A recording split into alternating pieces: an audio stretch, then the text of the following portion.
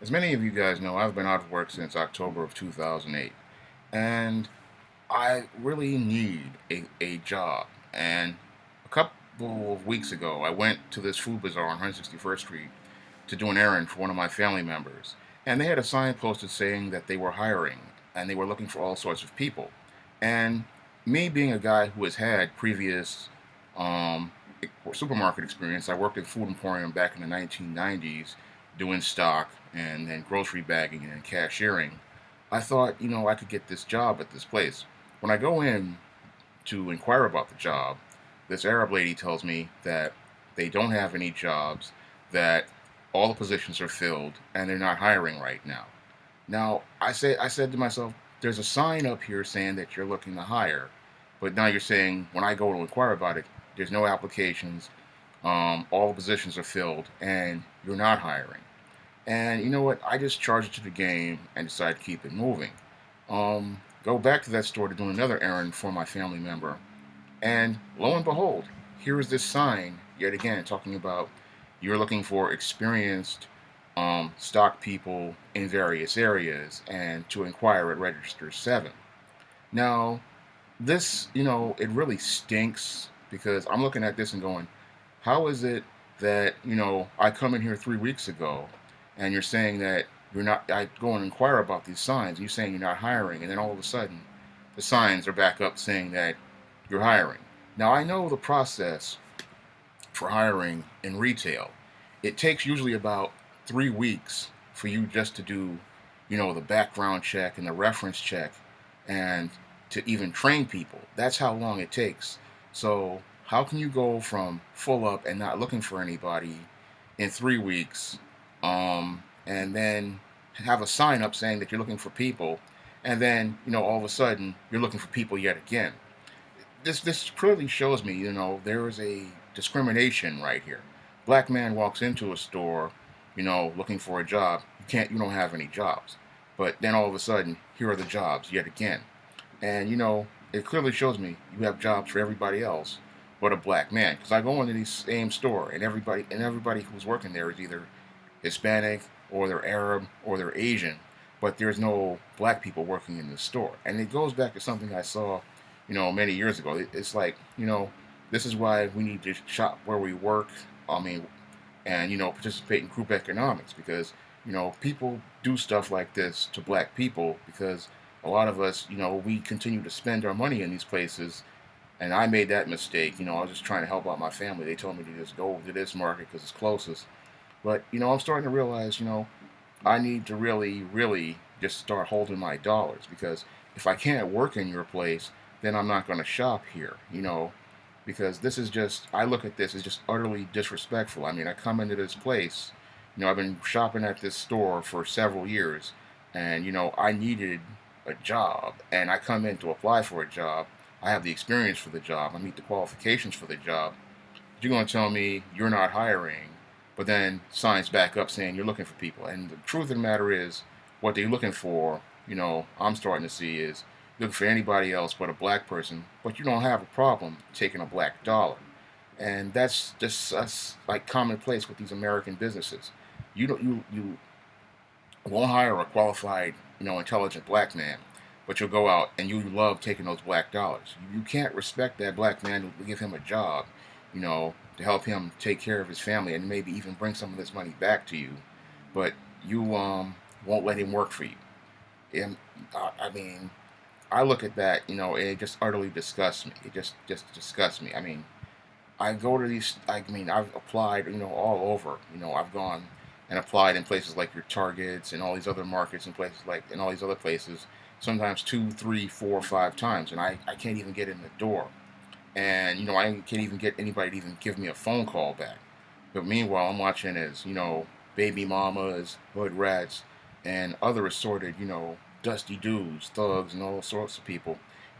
They get calls back, they get hired, they're working, and some of them, they wind up working for long periods of time, and I can't even get in the door. And I have a college degree, I'm professional, and I'm just looking for something just to pay some bills, and get myself, back on my feet. And I can't seem to find nothing. It just really aggravates me. You run into this type of workplace discrimination. I mean, you got signs up saying that you hiring. Person comes in, asks about the job, and because you don't like black people, we ain't got no jobs. We're not hiring. We're all. This is their words. We're not hiring. We don't have any applications. Um, you know, and we're all our positions are filled. So it clearly shows me, that I need to just start taking enough. If for this action, I need to do a reaction, which is take my money elsewhere. If I can't work here, then I just can't shop at this store, and that's what I'm just gonna do. I'm just not gonna shop at this store because I'm sitting there going, you ain't got no problem taking my money, but when it's time for me to try to go to work here, and you giving me money, it's a different story, and it shows you, how racist, some of these people are when it comes down to your own community. They don't want to give you any money, and you have the skills, but they got no problem taking your money. And this is just, what's really frustrating to me is, I've run into this, my entire life. I remember being 18 years old. My brother tried to help me, get this job at Macy's, and I had to go to this temp agency, and this white dude, he talks about, oh, you have any experience? And this is just a job folding sweaters, stocking stuff on the stores, sales floor. And the guy comes to me, he says, you ain't got no experience, so you can't work here. And I'm like, this job is easy. This is a job an 18-year-old kid should have. But this guy's going to tell me, you know, you can't have this job because you don't have any experience. When everybody who has no experience, this is the job that you get, so you can get some experience. And that was my first experience, dealing with this, racism in the job market. This Italian guy's just telling me you ain't got no experience, so you can't, register at this temp agency to get this job, that any 18, 19-year-old kid is supposed to have. And then I remember after I graduated high school a couple months later, I ran into the same type of discrimination.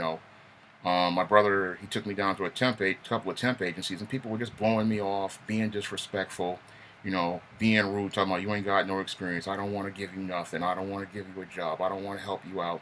And it just was one of those most, incredibly discouraging moments, of my life. I sit there, I go to this day, all these temp agencies just literally blew me off because, I just graduated high school. I'm looking for an entry level position, and they're telling me they don't have anything. And the reason why they don't have anything is because I'm a black man. I mean, if a white woman walked in there with no education and no experience, she would have secretarial jobs, receptionist jobs. They'd have everything ready for her. But because I'm a black man, and the whole thing is that, you think because I have no experience, you perpetuate projecting all these stereotypes onto me.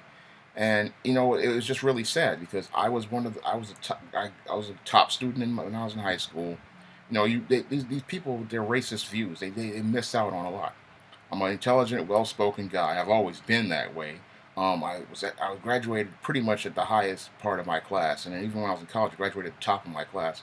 Yet people keep thinking that they want to project all these little stereotypes on a guy like me, and the whole irony is they'll project these stereotypes on me and then go get Mr. Sagging Pants, who fits all the stereotypes that they feel comfortable with, and give him a job, but then they'll ignore me, and then they'll do the same thing with these hood rats, give them jobs, but they won't give a guy like me a job, and it just really aggravates me.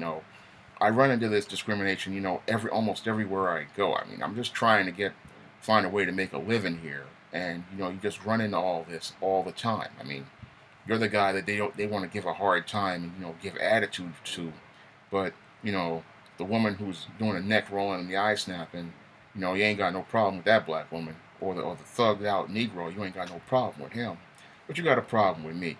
And it just really aggravates me because I'm a guy. I'm just trying to make a living so that I can continue to keep this my publishing imprint going, and keep my bills paid. And I'm trying to find a way to be able to take care of myself. Trying to find something because selling books it's a very, very hard, especially when you're selling African American fiction. I mean, a lot of these people don't understand that, on a 99-cent ebook, on Amazon, you only get a 35-cent royalty. And a lot of these people, a lot of these black people out here sit there and go, oh, 99 cents is too much money. Well, guess what?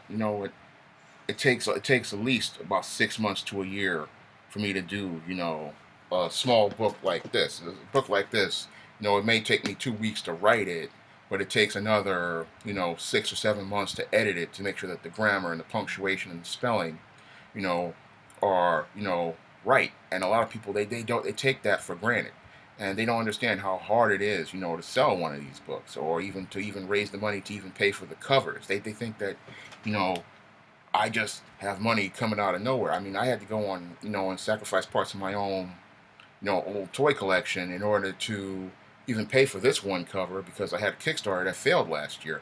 A lot of people don't understand, how money is really tight for a guy like me. I mean, I've been out of work again since October of 2008, and I run into brick walls when I try to step into the job market. And again, this is with a college degree and several years of not only writing experience and other experience, like the retail experience I mentioned. I run into brick walls, and it's just really aggravating. You run into these situations, and then even you run into this situation in your own neighborhood. I mean, these people have no problem taking your money, but then when it's time for you to, help out a person in the community, you can't do it. You don't want to do it, but you'll help out everybody else. And these same people, they ain't gonna, they don't want to turn around and they don't even care about their own community. Because like I said, I go to this library every week, every day of the week, looking for work, doing research.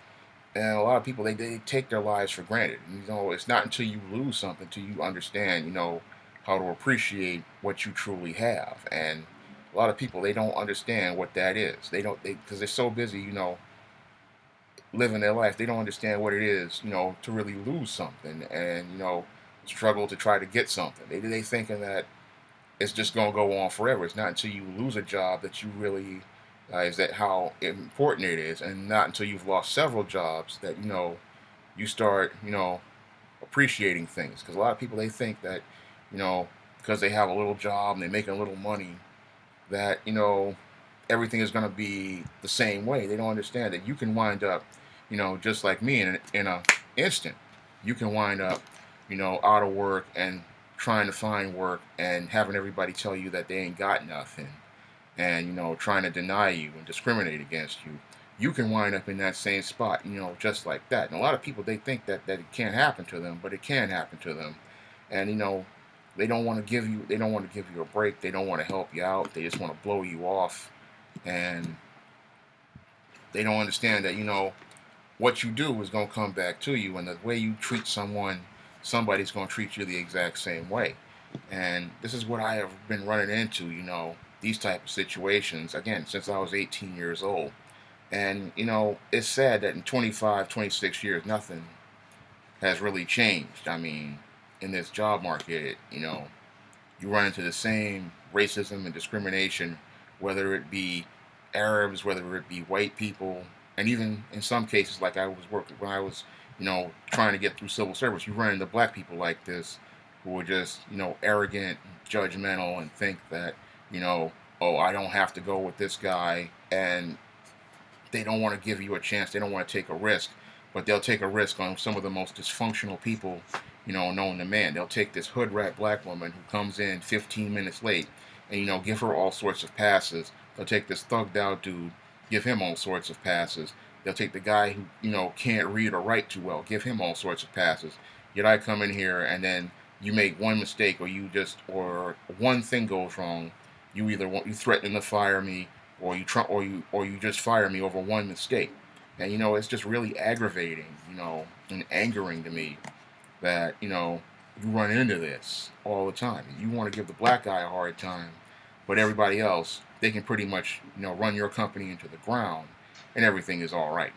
I mean, that just shows me how dysfunctional the way these racists actually think, and the way people who have this codependent mindset, come at things. They just come across as really, you're so afraid of this black boogeyman that you project all these stereotypes onto him, and the guy is not the one you should be worrying about.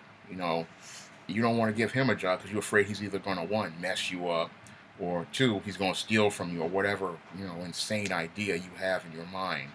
But everybody else has been doing this to you, screwing you over. I mean, these white women screw you over, these black women screw you over, these thugged out dudes screw you over. But the clean cut black guy, that's the one you need to be afraid of. you know what, that's what really aggravates me. About these whole job search situation. Everybody, they say that they want, a diverse workplace. They want a professional workplace. When in actuality, you just want a social club. You just want a bunch of friends to hang out, and then you get upset when your business is not doing well.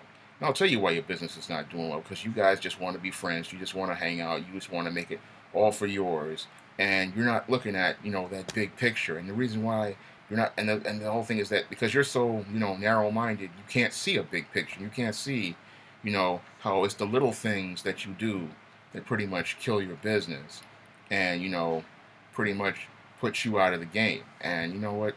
I have no sympathy for these people, because you know what? You didn't want to give me a chance, so I'm just not going to give you any more of my money.